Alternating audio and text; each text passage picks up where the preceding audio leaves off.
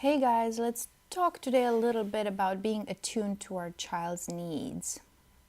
So, for example, a child is communicating, please give me a hug. She's 4, 5, 6 years old, and she sees, while waiting for the school bus, another one of her colleagues getting cuddles from her mommy. And she wants her dad to do the same. Her dad is busy talking to another parent. And the communication of the little girl is falling on deaf ears. Okay. So what is her need right now and how important is it for her future development? The response of the father is actually something like, don't annoy me, don't be so needy, you're not a child anymore. By the way, she also has a 6-month-old sister.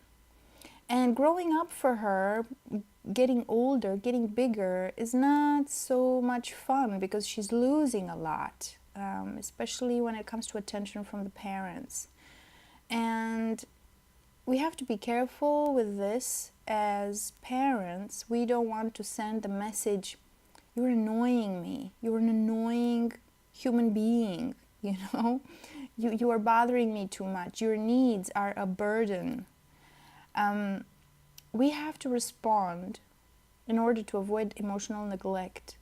We have to respond in an attuned way, sufficiently, not always. And ideally, we are able to give a time frame for if we can't do it now, if we can't meet their needs now, then when? For example, give me a second to finish what I was talking to with so-and-so.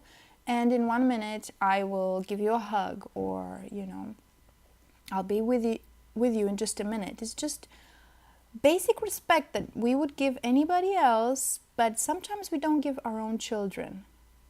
Let's call that respectful parenting, correct? Treat them like a human being. So be careful with your interpretation. Oh, she's just asking for attention. I don't feel like doing it now, so I don't have to do anything. We have that privilege as adults. I mean, they're kids interacting with us. What are they gonna do, right? If they don't like what they get, what are they gonna do?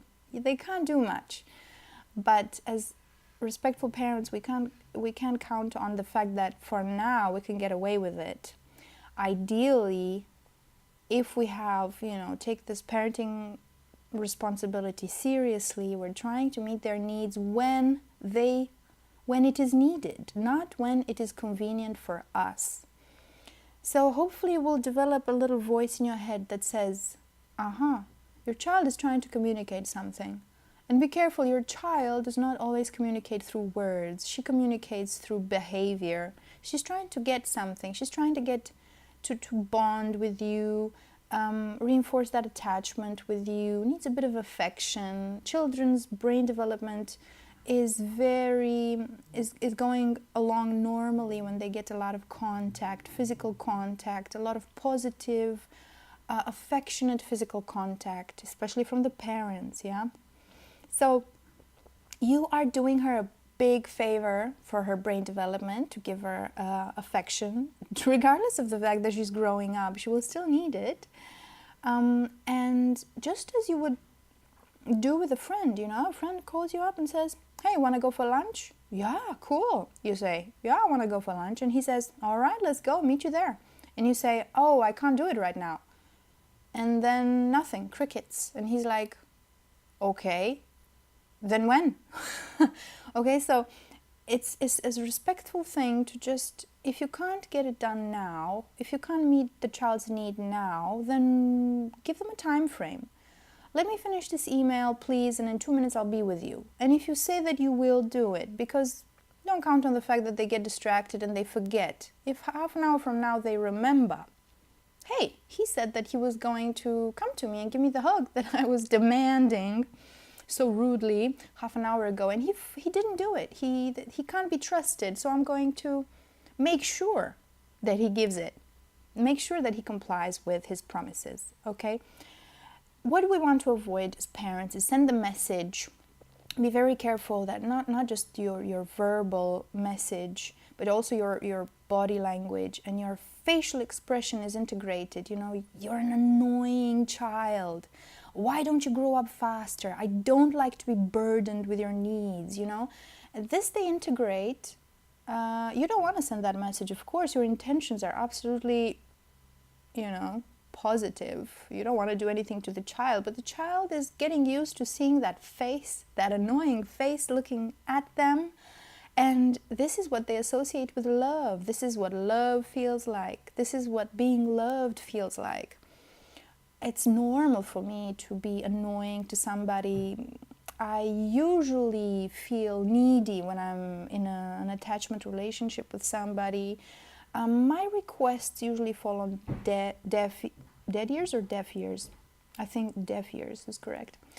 So be very careful, because this kind of pattern that is set up in early childhood will repeat itself unless there's, you know, some psychotherapy or some kind of switch happening later on.